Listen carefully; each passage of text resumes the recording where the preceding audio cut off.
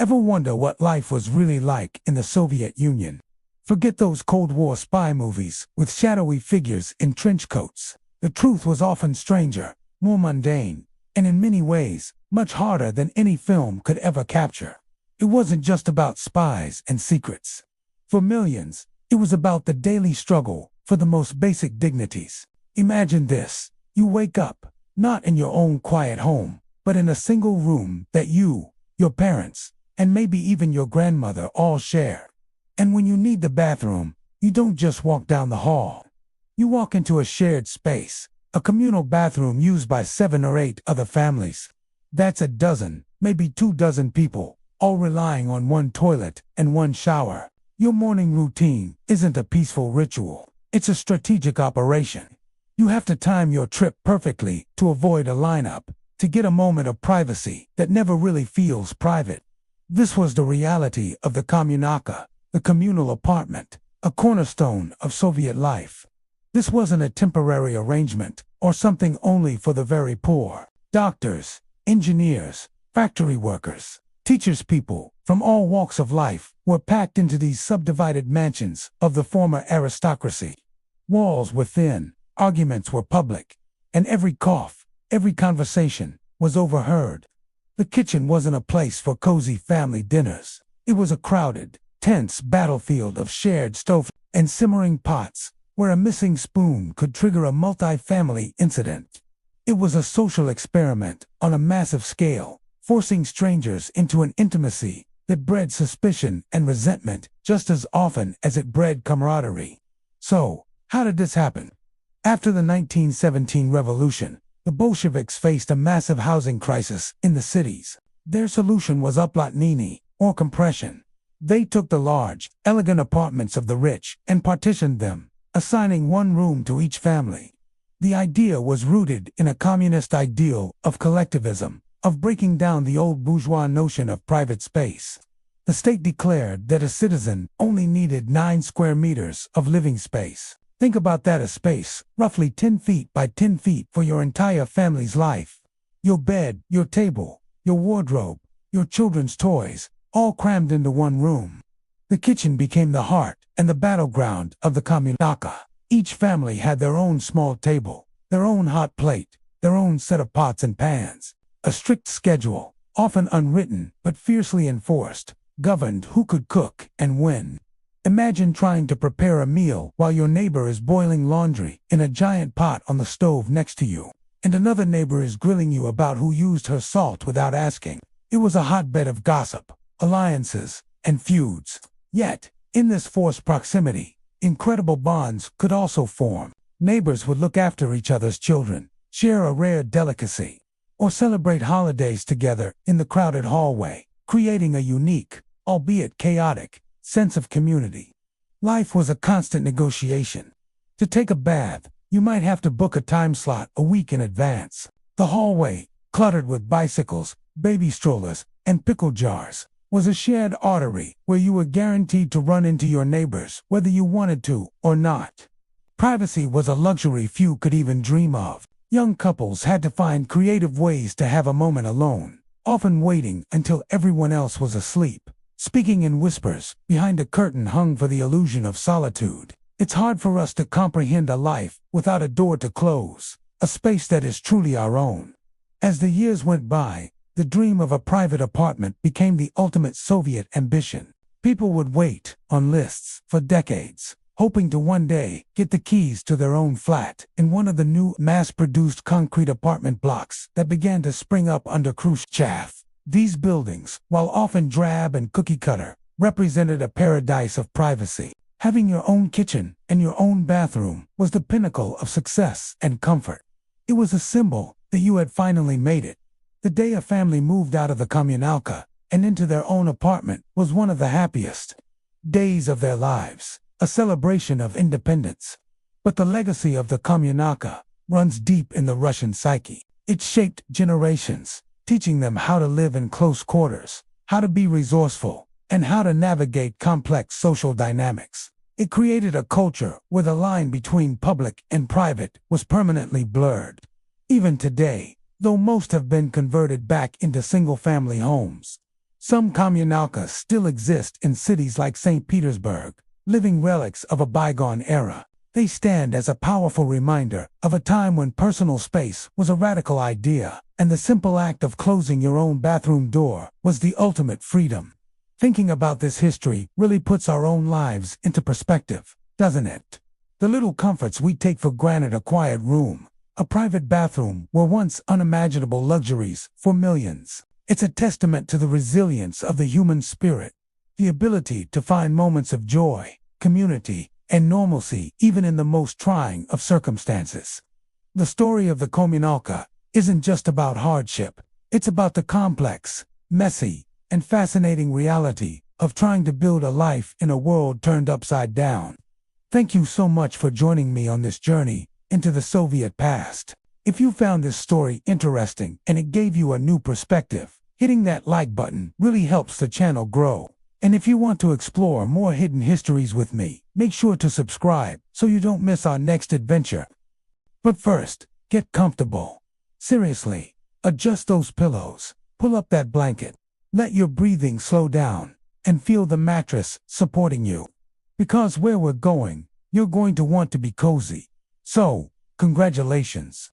You just woke up in a Soviet communalka, a communal apartment in Leningrad, 1953.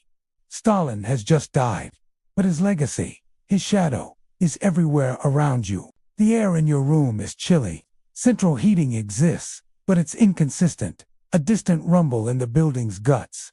Your breath makes faint, ghostly clouds in the morning air. The thin blanket, which you've piled with coats for extra warmth, has left you with a slight backache.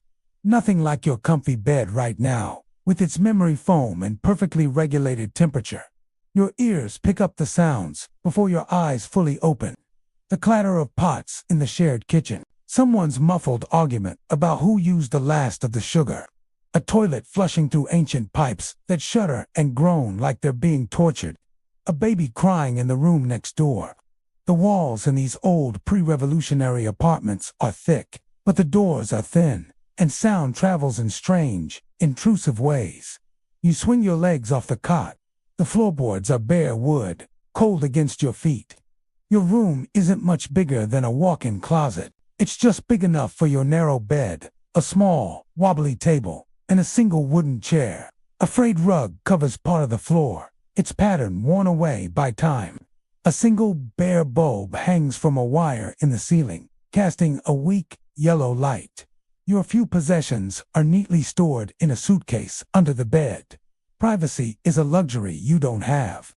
Your room, partitioned off from what was once a grand living room, is your entire world. A flimsy curtain hangs where a solid door should be. Time to face the day. You need to use the bathroom, but that means navigating the social minefield of the hallway. You pull on a worn robe over your thin pajamas and step out. The corridor is long and dark, lined with doors just like yours. Each door represents a family or an individual, crammed into a space meant for one. You can smell a mix of boiled cabbage, damp laundry, and cheap tobacco. Down the hall, you see Comrade Ivan shuffling towards the bathroom. He gets there first. You'll have to wait. Waiting is a fundamental part of Soviet life. Waiting for the bathroom, waiting in line for bread, waiting for news, waiting for things to get better. Finally, it's your turn. The bathroom is functional. The toilet has a pull chain, and the sink has 2 taps, but only the cold one works reliably. The bathtub is stained and used for everything, from washing clothes to bathing children on a strict, rotating schedule. There's a single, clouded mirror over the sink. You look at your reflection. You look tired. Everyone looks tired. Now, the kitchen. This is the heart of the communalka, the center of its social life and its conflicts. It's a chaotic symphony of activity. Several women are already there, each presiding over a small section of the countertop, jealously guarding their own small gas burner. The air is thick with steam and the smell of kasha, a kind of buckwheat porridge, bubbling on a stove. This is your breakfast, every day. Anastasia, a stern-looking woman who's lived here since the revolution, gives you a sharp glance. Did you use her salt yesterday without asking? You can't remember. It's safer to just keep your head down. You grab your small pot and your ration of kasha. You find an empty spot on the massive, scarred wooden table in the center of the room and start to cook. The conversations around you are a low hum of Russian people. Talk about the price of potatoes, about a neighbor who got a new pair of shoes, about the health of the baby next door. No one talks about Stalin. Not openly. Not here. The walls have ears, they say. And in a communaka, the ears belong to your neighbors. You might share a kitchen with them, but you never know who might report a careless word to the authorities. The man stirring his tea by the window, Uncle Misha, he's a war veteran. Lost a leg at Stalingrad. He's quiet, but he sees everything. The young student, Lena, who lives 2 doors down, she reads forbidden poetry when she thinks no one is looking. Your neighbors are your community, your rivals, and potentially your downfall. It's a delicate, exhausting dance. Your kasha is ready. You eat it quickly, standing by the stove. It's bland, but it's warm, and it will get you through the morning. Your job at the factory starts in an hour. You wash your pot and spoon with a sliver of soap, careful not to use too much. Everything is precious. Back in your room, you get dressed for work. A simple wool skirt, a blouse, and a heavy, drab coat. You check your reflection in the small, cracked piece of mirror you've propped up on your table. You tuck a straight piece of hair back into place. Ready? Before you leave, you smooth the thin blanket on your bed. It's a small act of order in a world of shared chaos. Stepping out of the apartment building, the Leningrad air hits you. It's damp and cold, carrying the smell of coal smoke and the nearby Neva River. The sky is a uniform gray, a ceiling of concrete. People are hurrying along the wide avenues, faces set, collars pulled up against the wind. The city is beautiful, in a severe, monumental way. Grand Zarostera buildings stand scarred from the war, from the siege of Leningrad a decade ago. The memories of starvation and struggle are etched into the very stone of the city, and into the faces of its people. Everyone you see is a survivor. You join the stream of people heading for the tram. It arrives, packed to the gills. You squeeze on, pressed tight against strangers. The tram rattles and groans, its metal wheels screeching on the tracks. Through the steamed-up window, you see the city wake up. Statues of Lenin point towards a future that feels very far away. Propaganda posters proclaim the triumphs of the Soviet worker. But inside the tram, no one is looking. They're lost in their own thoughts, bracing for another day of labor. This isn't just a history lesson. It was a daily reality for millions. The lack of privacy, the constant negotiation of shared space, the low-level tension, the scarcity. It shaped people, relationships, and an entire society. The Kumanaka was a social experiment on a massive scale, forcing strangers into an intimacy that bred both incredible solidarity and bitter resentment. It was a microcosm of the Soviet experience itself, the grand ideals of communal living clashing with the harsh, complicated reality of human nature. And now, you can open your eyes, feel that soft mattress under you again, listen to the quiet of your own space, the sounds of your own home. The contrast is stark, isn't it? The ability to close a door and be alone, to use a bathroom without waiting, to cook in your own kitchen. These are freedoms we so often take for granted. That feeling of relief and comfort you have right now, that is the real legacy of the community. It reminds us of the profound value of personal space, of privacy, and of the quiet, simple comforts of a home that is truly your own. Your ears pick up the sounds before your eyes fully open. The clatter of pots in the shared kitchen. A muffled argument about who used the last of the sugar. A toilet flushing through ancient pipes that shudder and groan. A baby crying in the room next door. The walls in these old, pre-revolutionary apartments are thick, but the doors are thin, and sound travels in strange, intrusive ways. You're one of the lucky ones, though. Your family has a room to itself. A single room, mind you, not a whole apartment.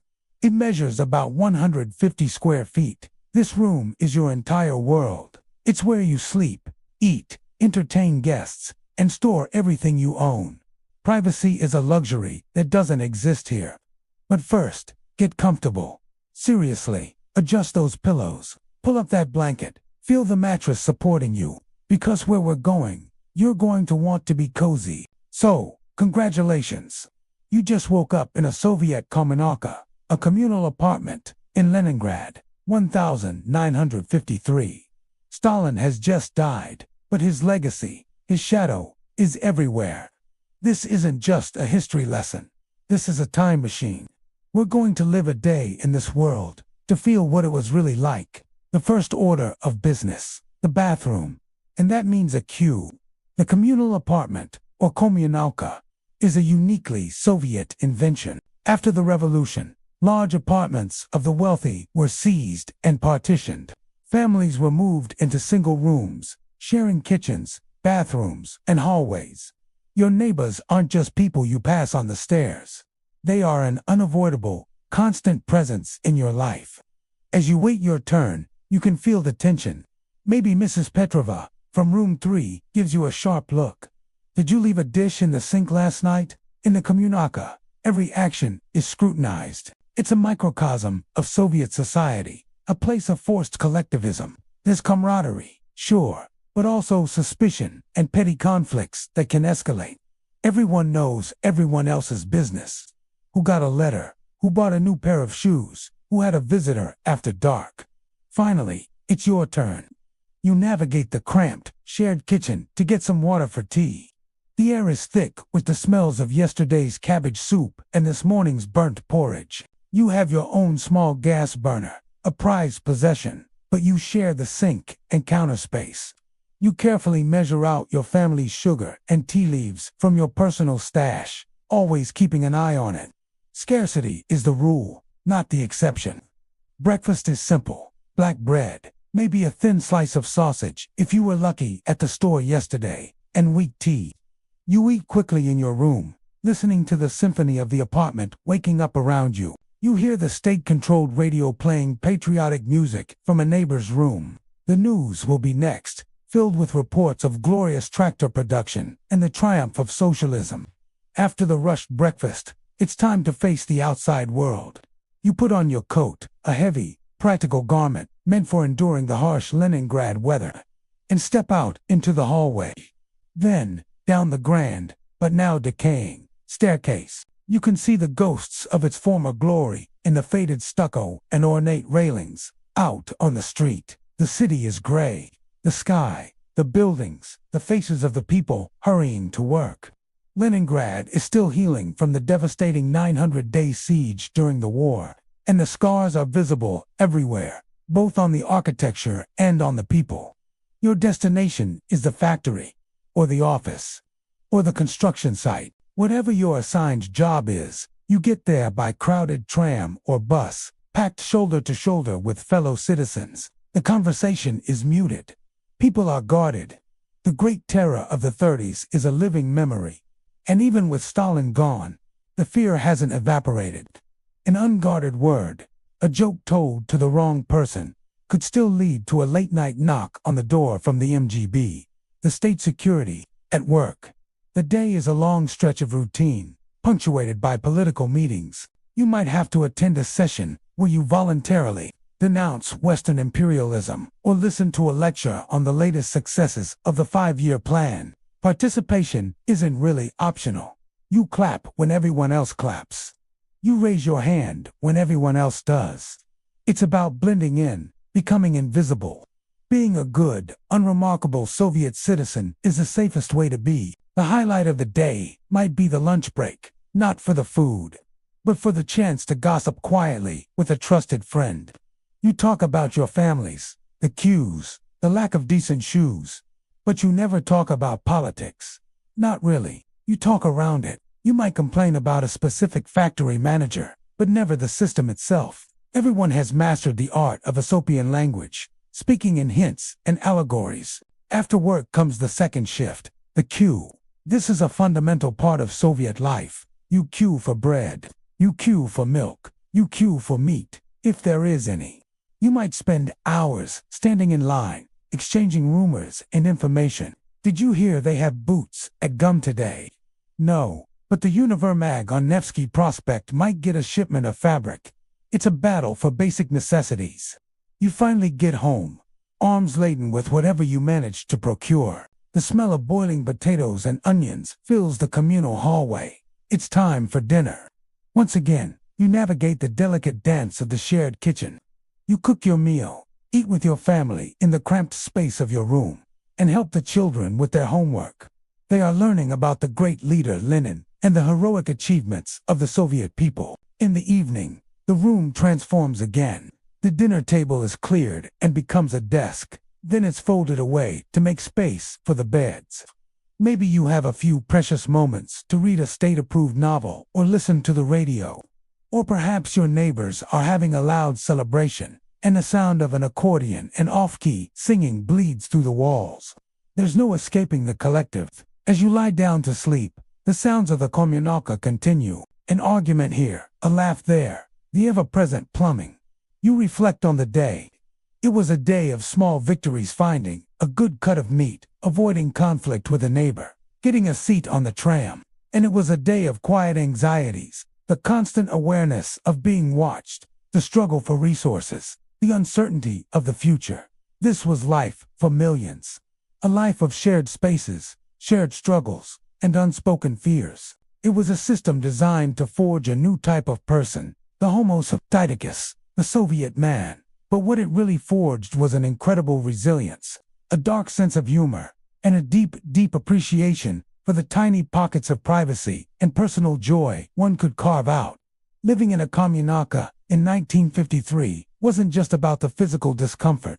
It was a psychological experience. It shaped relationships, families, and an entire generation's understanding of home, privacy, and community. It's a world away from our lives today. But understanding it helps us understand a huge part of 20th century history and the human capacity to adapt and endure. Have you ever woken up and just known, instinctively, what the temperature is inside your own room? I have. It's when your breath makes little white clouds in the air. The central heating in this building is more of a suggestion than a reality. It's a distant rumble, a promise of warmth that rarely reaches our corner. I've piled coats on top of my thin blanket, trying to create some kind of cocoon, but all it's given me is a sore back. I find myself dreaming of a memory foam mattress, a world where the temperature is just right. But dreams fade, and reality comes rushing back in. It always starts with the sounds.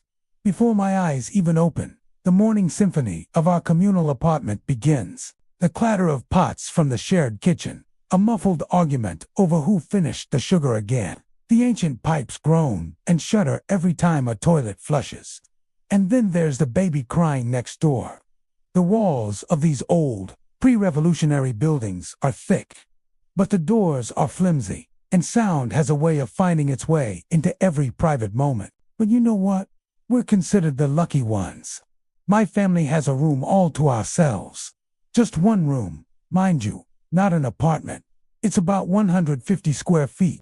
This single space is our bedroom, our dining room, our living room, and our storage unit, all rolled into one.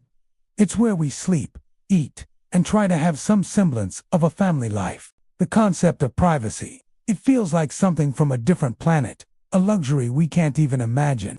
It's a strange way to live, constantly surrounded by the lives of others. The heart of our building is the communal kitchen. It's a battlefield of personalities. Picture this: 5 gas stoves, 5 small tables, and a line of refrigerators humming against one wall. Every family has their designated spot. It's an unspoken rule, a delicate truce. You learn to cook with an audience, to navigate around your neighbors as they chop vegetables or stir their own pots. You can tell who's having a good day and who's not, just by the way they slam a cabinet door. It's a dance of close quarters and forced intimacy. You share recipes, you borrow salt, but you also learn to guard your food like a hawk. And then there's the hallway. It's not just a passage. It's a social hub, a playground, a storage area. Bicycles, old cabinets, strollers, and boxers line the walls. Kids race up and down, their laughter echoing off the high ceilings. It's where you catch up on the building's gossip, where you say a quick hello to someone you've lived beside for years but barely know. It's a river of life, constantly flowing with people, coming and going, each carrying their own story within these shared walls. Living here teaches you things you'd never learn otherwise. You learn to be resourceful, to make a small space feel like a home. You learn to be patient, to wait your turn for the shower. You learn to read people, to know when to engage and when to just keep your head down and stir your soup. It's a life stripped down to the essentials, a constant negotiation of space and boundaries. But amidst the noise and the lack of privacy, there's also a strange sense of community. You're never truly alone. Whether that's a comfort or a curse, well, that depends on the day. Imagine this. You're one of the lucky ones. Your family has a room to itself. A single room, mind you, not a whole apartment. It's about 150 square feet, and it's your entire world. This is your living space, your bedroom, your dining room, and your storage unit, all rolled into one. Privacy. That's a concept that feels almost laughably luxurious, something from another world. You swing your legs over the side of the narrow bed that pulls double duty as a couch during the day. Across the room, your parents sleep on a fold-out bed tucked against the opposite wall. The small table squeezed between you will later be cleared for meals. Look around. There are no closets, no dressers. Your clothes hang from simple hooks on the wall. Every single inch of space is precious, and there's none to waste on furniture we take for granted. Now, it's time to face the first challenge of the day. The bathroom. In a communal apartment, communalka shared by 8 other families. Timing isn't just important, it's everything.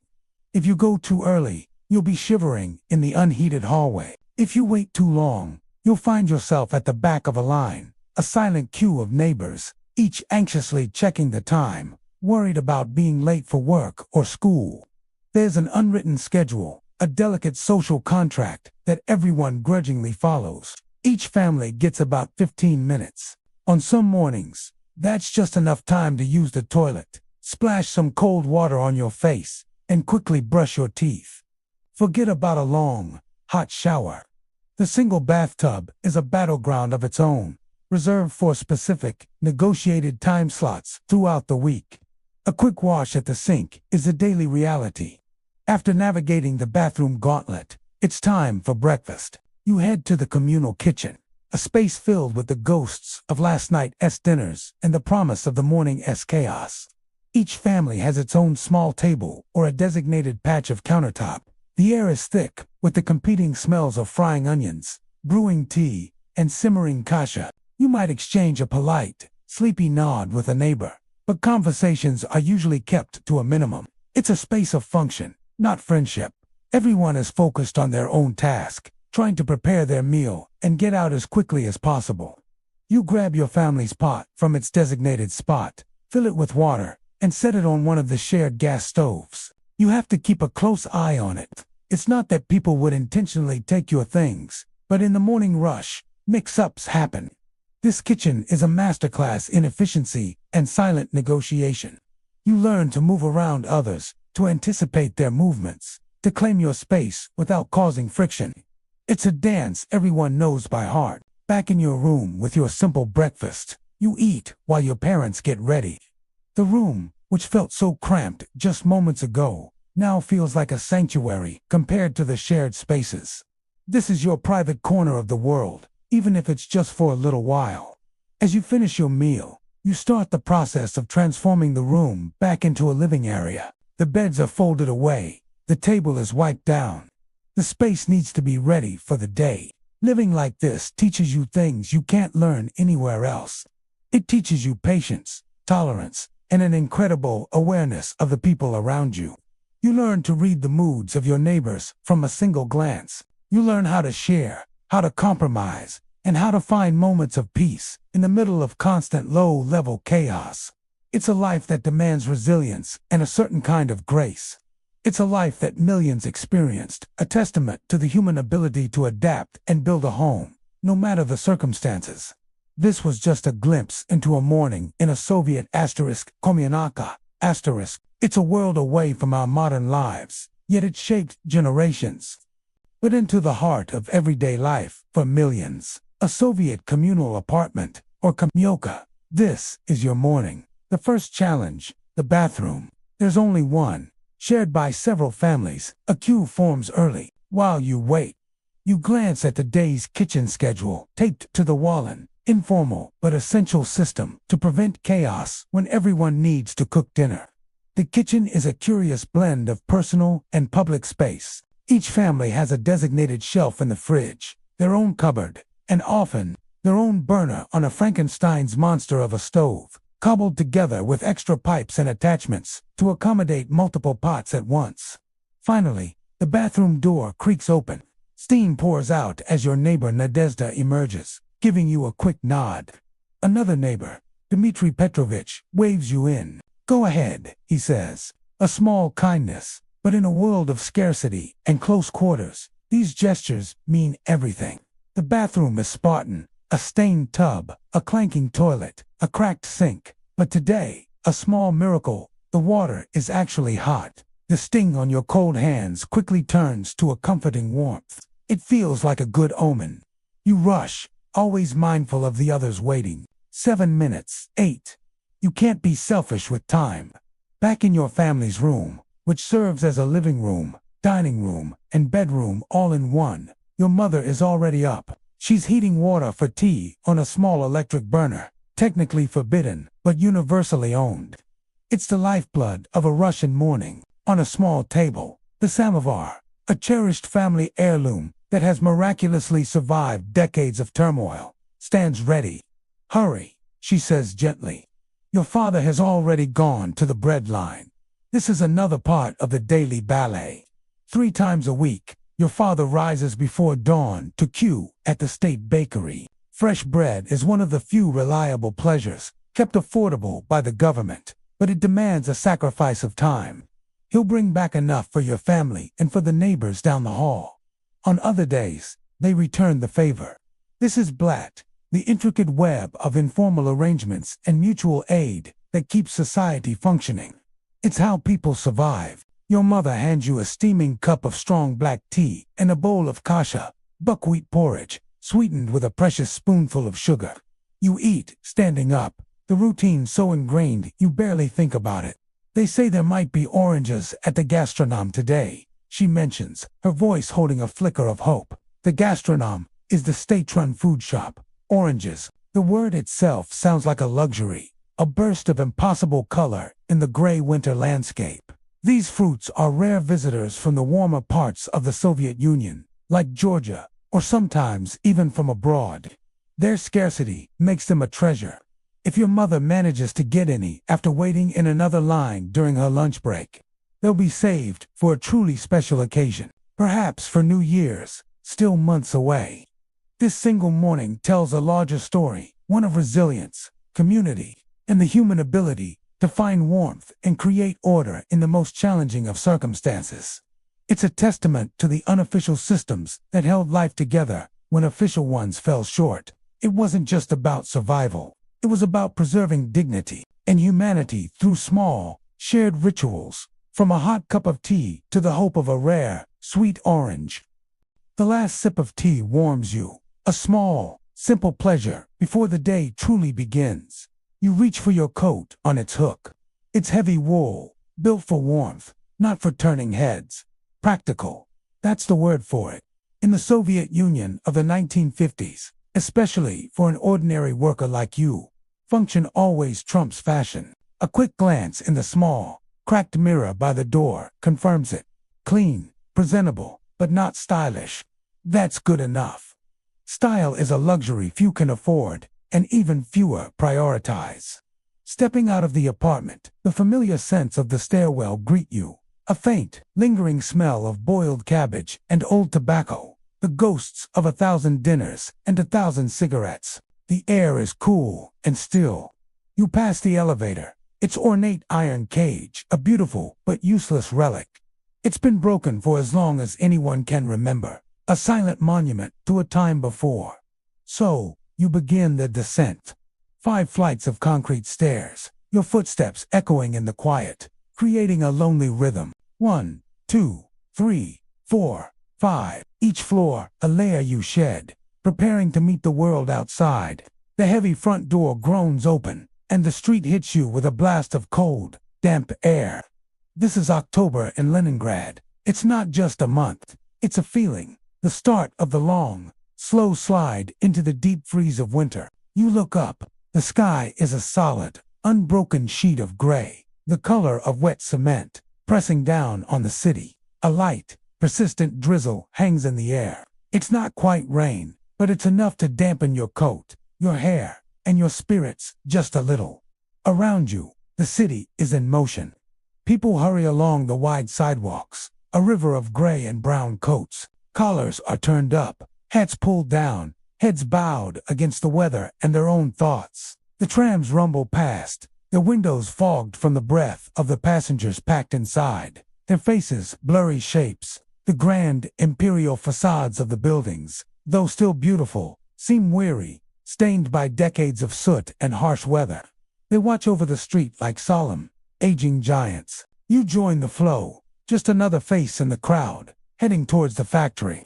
The smell of damp asphalt and coal smoke fills your lungs. In the distance, the rhythmic clang of metal on metal is a constant, the heartbeat of the city's industry. It's the sound of production, the sound of progress, the sound of your day. Each step on the slick pavement is deliberate. You think about your work, the quota you need to meet, the familiar faces of your comrades on the assembly line. Life here is a series of routines, a pattern dictated by the seasons and the state. There's a certain comfort in that predictability, a sense of shared purpose, even if it feels monotonous. You pass a queue forming outside a bakery. The smell of fresh bread cuts through the damp air for a moment, a fleeting, wonderful scent. It's a reminder of the small joys that punctuate the daily grind. These are the moments you hold on to. As you walk, your mind drifts. You think about the letter you received from your cousin in the countryside, about the book you're slowly reading at night, about the promise of a warm meal and a glass of tea at the end of the day. These are the things that make the cold, the gray, and the long hours bearable. They are the private, internal world that exists alongside this vast, public one. You are a part of something massive, a cog in a great machine, but you are also an individual, with your own small hopes and quiet dreams. The factory gates are now in sight, looming through the mist. And the quiet resilience that gets you and everyone around you through the day. This is life. It's not easy, it's not glamorous, but it is yours. And tomorrow, you will do it all over again. The cold seeps through your boots as you stamp your feet, just another face in the huddled crowd at the tram stop. A collective sigh of impatience hangs in the frigid air, each breath a small cloud of white. Then, a familiar clang cuts through the morning quiet. The tram arrives, already a metal sardine can on wheels, groaning under the weight of the morning shift. But somehow, miraculously, the doors slide open and we all press forward, squeezing into the remaining slivers of space.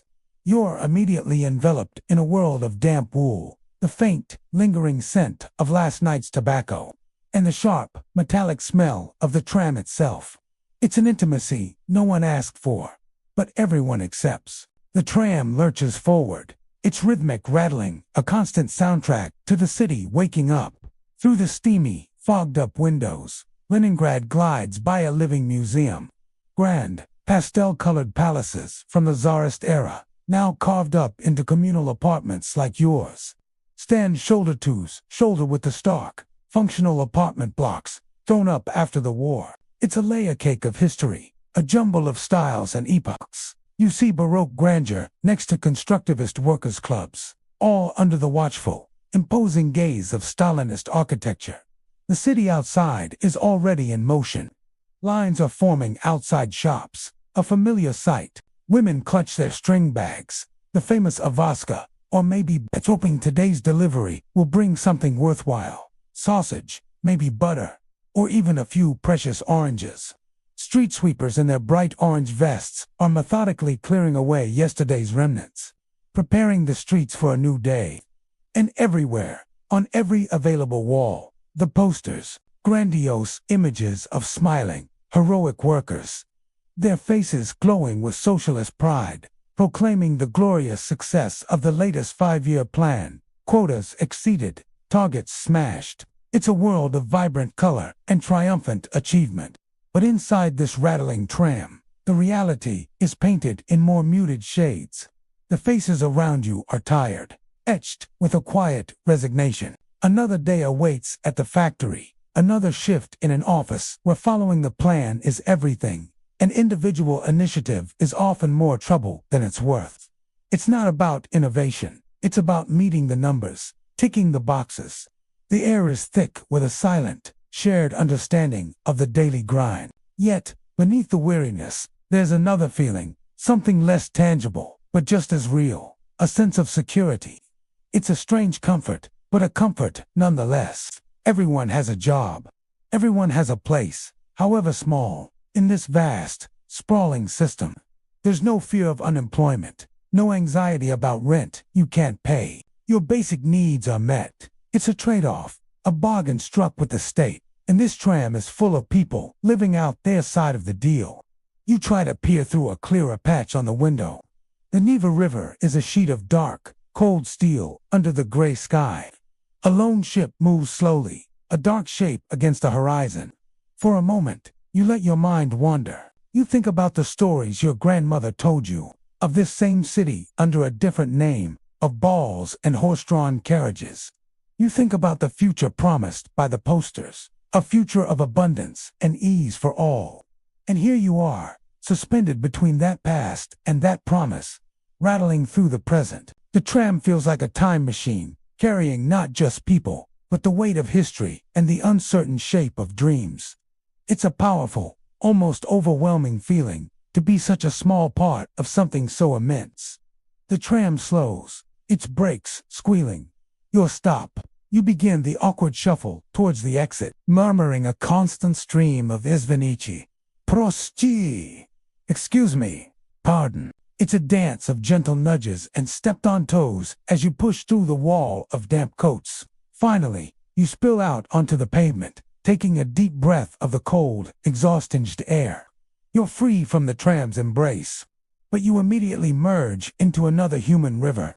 A steady stream of workers all flowing in the same direction, towards the factory gates. And there it is, spreading out before you like a metal kingdom. The Kirov Works. It's a city within a city. A sprawling complex of brick buildings and towering smokestacks that pump steady plumes of smoke into the sky. The air hums with a constant, industrial symphony, the clang of metal on metal, the roar of furnaces, the whistle of machinery. This is where thousands of us spend our days, forging the steel and building the turbines that power the Soviet Union. It has its own laws, its own language, its own rigid hierarchies. You pull your collar up against the wind, brace yourself, and walk towards the gate, ready to clock in and play your part in the grand, noisy, relentless machinery of the state. Another day has begun. This glimpse into a Soviet morning is just one story among millions from a complex and often misunderstood era. History is not just about grand events. It's about the daily lives of ordinary people.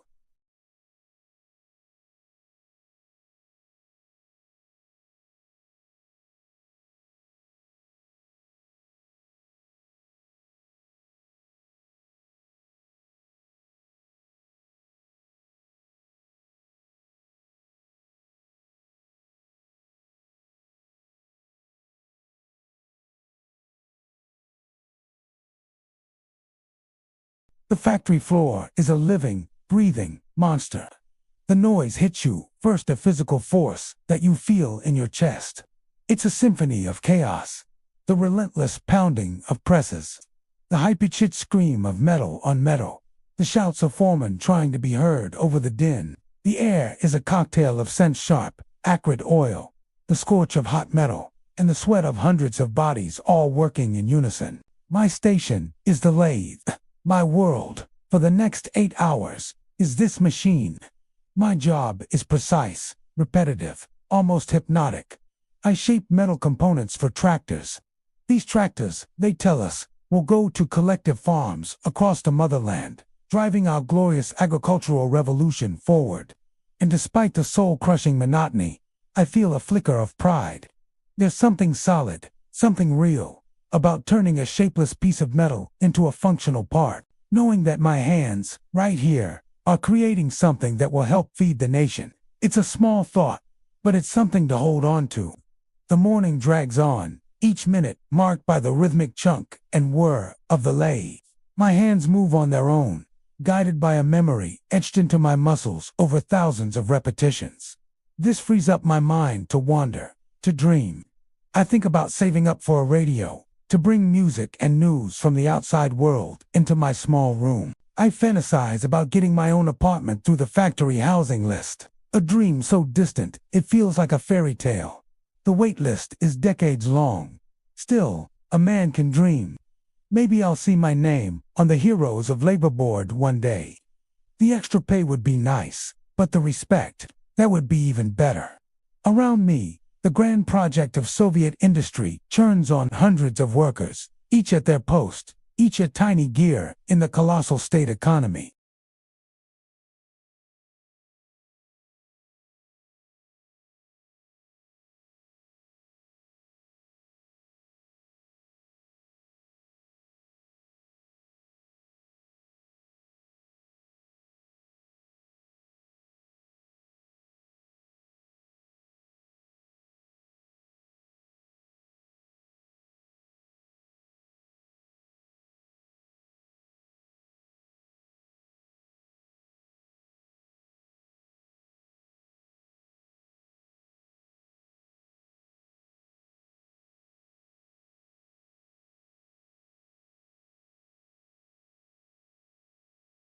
There's the official story, plastered on every wall, of glorious socialist progress, marching ever onward. And then there's our story, the daily grind of ordinary people navigating a world of shortages, red tape, and the thousand little frustrations that make up real life.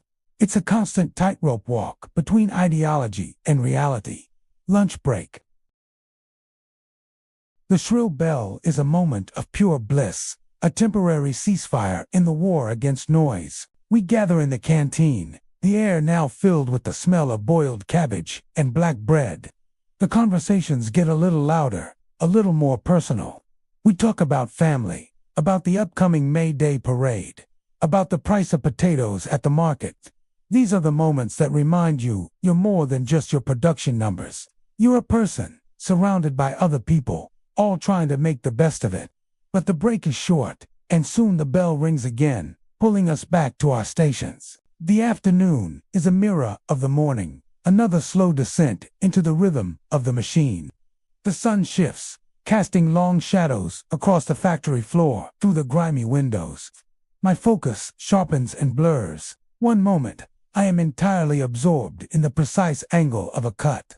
The next, my mind is a million miles away, wondering what my children are doing, if they're behaving for their grandmother.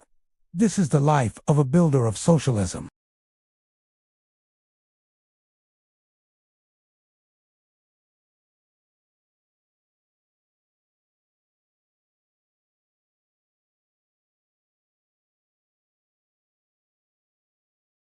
And sinew that turns political decrees into tangible things, even if they're not always the quality things we were promised. The final bell of the day signals our release. The machines wind down, their roars fading to a tired hum. A collective sigh of relief seems to ripple through the factory. We trudge back to the changing rooms, the process now in reverse. Work clothes come off, street clothes go on. The conversations are lighter now, tinged with the relief of a day's work done. Plans for the evening, a meta game of chess, a visit to a friend, or just collapsing into bed. Stepping back out through the gate feels like re-entering the real world. The air is fresh, the sounds are softer. The city is alive with its own rhythm, separate from the factory's relentless beat. As I walk home, I see the propaganda posters again, the smiling, determined faces of workers building a bright future. I look at my own hands, calloused and stained with oil. The posters tell one story, but these hands tell another. They tell a story of monotony and pride, of frustration and resilience, of a quiet dignity found in the repetitive motions of a lathe. They tell the story of a single worker, just one of millions, whose daily labor, hopes, and compromises are the true, unwritten history of our Soviet reality. Tomorrow, the guard will barely glance at my papers. The changing room will be humid. The factory will roar to life. The factory horn pierces the morning air. 10 minutes, just 10 minutes to break the hypnotic rhythm of the machine. Time enough for a quick smoke, a snatched conversation, a moment to feel human again. The factory cafeteria is a vast, echoing space, smelling of boiled cabbage and weak tea. A few workers are already there, nursing their steaming glasses, while others unwrap food brought from home. A simple sandwich, maybe some leftover kasha from breakfast. It's a familiar scene, a daily ritual in this grand, sprawling experiment. I step outside instead, into the cool, damp air. A light drizzle is falling, but it feels good after the heat of the factory floor. The yard is just gray concrete, surrounded by high walls. But if you look past them, you can see the city. Leningrad, and beyond that, the glint of the Baltic Sea. Even through the industrial haze, there's a raw, stark beauty to this place. This is Peter the Great's window to the west, the city that stared down 900 days of siege and refused to break. You can feel that resilience in the very stones. The horn blares again, breaks over. Time to get back. Back to the quotas. Back to building the socialist future, one tractor part at a time. As I return to my station, the familiar hum of the factory envelops me. I adjust my protective goggles, run a hand over my tools. It's a strange feeling, being a small cog in this immense machine. We're all part of something much larger than ourselves, a massive social project aiming to build a completely different kind of world. For better or worse, we are its builders. Of course, it's not perfect. Everyone knows the Soviet system has deep flaws. The shortages are a constant topic of conversation. The gap between the grand slogans on the posters and the reality of our daily lives is impossible to ignore. There are repressions, things you learn not to say, people you learn to avoid. It's a system full of contradictions, but there's also a strange kind of security in it. A predictable path. You have a job, a home, healthcare. There's a sense of belonging, of shared purpose, that can be comforting in a world that often feels uncertain and chaotic. The lathe screams to life, a high-pitched whine that vibrates right through you, a sound you can feel in your teeth. Hot metal shavings curl and fly from the spinning steel as another component begins to take shape under my hands. It's a dance I know by heart. A few precise movements, a careful measurement, and another small piece of the Soviet economy slots into place. And with it, another small piece of my day. The morning shift grinds on. The giant factory clock on the wall is the center of our universe. We watch its hands crawl with an intensity that borders on religious. Time has a strange elasticity here.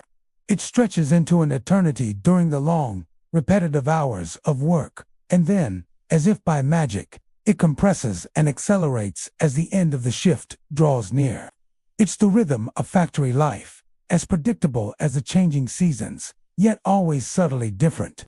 My hands move automatically, performing the task they've performed thousands of times before. My mind is only half here. The other half drifts. I think about what I'll do this evening, maybe read that book I borrowed. I think about the letter that arrived yesterday from my cousin in Moscow, full of city gossip and family news. A rumor is circulating that we might exceed the monthly quota. If we do, that means a bonus for everyone. It's these small hopes, these little worries, that make up the real texture of our lives. The threads woven into the grand tapestry of the state plan. All around me, the industrial symphony plays its constant, powerful tune. The roar of heavy machinery, the hiss of pneumatics, the clang of metal on metal. Through it all, you can hear human voices calling out instructions, shouting warnings, or sharing a quick joke.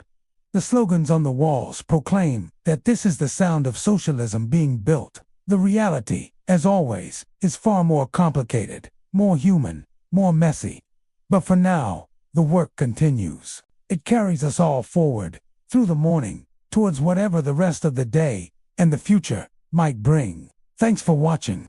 The year is 1962. The factory horn that once dominated my life in Leningrad now feels like a distant memory. The sound still signals the end of a shift, but it also marks the end of an era. The long shadow of Stalin is finally starting to recede, and under Khrushchev's thaw, the Soviet Union is breathing again. It's a tentative, cautious breath, but it's there. The suffocating fear has lessened, replaced by a careful optimism. We're still guarded. Of course, we watch our words. We choose our company, but the air feels lighter. My own life has changed dramatically. After years of loyal work at the Kirov Works, I've been promoted. I'm a section supervisor now, not in the stately but scarred city of Leningrad, but here, in the vibrant heart of the nation, Moscow. This city pulses with a different kind of energy. It's the center of everything, the place where the future of the Union is being forged behind the Kremlin's imposing walls. The streets are wider, the crowds are bigger, and the sense of possibility feels almost overwhelming. But the biggest change, the one that truly defines this new chapter, isn't my job. It's where I go when the shift ends. I have my own apartment. Not a corner in a crowded communalka, sharing a kitchen with 4 other families. An actual, honest-to-goodness, one-bedroom apartment. It's in one of those new buildings popping up all over the city, the ones they call Khrushchevkas. Sure, it's nothing fancy. A 5-story block made of prefabricated concrete panels. The critics say they're cheap. The walls are thin enough to hear your neighbor sneeze. And the kitchen is barely big enough for one person. They call them disposable, temporary. But to me, it's a palace. Because it has something I've only ever dreamed of. A front door that I can lock. My own door. Imagine it. After a lifetime of navigating shared spaces, of queuing for the bathroom, of cooking on a strict schedule, I now have a space that is entirely mine. My own entrance, my own bathroom, my own tiny, perfect kitchen, where I can make tea whenever I please. No more hushed arguments over a burnt pot. No more listening to other people's lives through a thin curtain. This privacy, this simple dignity, feels more luxurious than any granite-clad building on Nevsky Prospect. When I step inside and turn the key, the noise of Moscow fades away. It's just me, in the quiet. I can read a book without interruption, listen to the radio without someone else complaining about the station, or just sit and think. It's in these quiet moments that the thaw feels most real. It's not just about grand political speeches. It's about the small, personal freedoms that begin to reshape a life. This little apartment is more than just concrete and plaster. It's a symbol of a new beginning. It's a foundation on which to build a life that feels, for the first time, truly my own. In this small corner of Moscow, I am not just a worker or a comrade. I am an individual with a key to my own front door. And in 1962, that is a revolutionary feeling. But zoom in, and each window is a story. This one's yours. Inside your apartment, it's a world away from the gray uniformity outside. It's your home. On the small balcony, a few brave plants are fighting the good fight against the city smog. The furniture, it's classic Soviet tissue. More functional than stylish, sure, but it's yours. Every scuff, every scratch, tells a part of your story. The mornings are different now. No longer a shared chorus of neighbors rising in a communal apartment. Just a sharp ring of your own alarm clock. The bathroom is always free. You can make your tea, toast your bread with butter, all in your own time, in your own kitchen. These might seem like small freedoms, but they feel monumental. They're the quiet luxuries you've worked for. Time to head out. Your commute is through the Moscow metro. And let me tell you, this isn't just a subway. It's an underground palace. Forget the plain, utilitarian tunnels you might see elsewhere. Here, each station is a work of art. Gleaming marble walls, stunning mosaics, telling tales of heroes and progress. Grand sculptures, standing proud, and chandeliers that would look at home in a ballroom, dripping with crystal light. It's a daily reminder, a powerful statement designed to tell the ordinary worker, you are valued, your journey matters. Standing on the crowded platform, you're part of a silent army. Thousands of us, heading to factories, to offices, to build the future. The train pulls in, a rumbling beast, right on schedule. And as the doors slide shut, a strange, almost reverent quiet falls over the carriage. People don't really talk. Some are lost in a book. Others just stare ahead, conserving their energy for the day to come. It's a shared, unspoken understanding. My stop is on the outskirts, in an industrial district humming with life. The factory is one of the newer ones, a product of post-war expansion. What do we make here? We build the guts for Soviet televisions. For many families, owning a TV is still a dream, a real luxury. But with every component we assemble, we're bringing that dream a little closer to reality, helping to raise the standard of living, piece by piece. My role: I'm a section supervisor. I've got a team of 20 workers looking to me. It's my job to make sure we hit our quotas, to keep things running smoothly, to solve the problems that always crop up. A machine breaks down. A shipment of materials is late. You learn to be resourceful. It's a tough spot to be in. Caught between the high-level targets from management and the real-world challenges my team faces on the floor every single day, I always make it a point to arrive early. A good supervisor leads by example, right? My office isn't much, just a glass-walled box perched at the edge of the factory floor. But from here, I can see everything. My whole section, this little kingdom of worry, humming machinery. This little box represents a climb, a small victory in the grand scheme of things. It's a symbol of my progress. On my desk, there's a photo of my family, my reason for everything. Next to it, the ever-present telephone and stacks of paperwork. So much paperwork. It's the lifeblood of the system, the endless river of documentation that keeps the gears of our vast Soviet bureaucracy turning.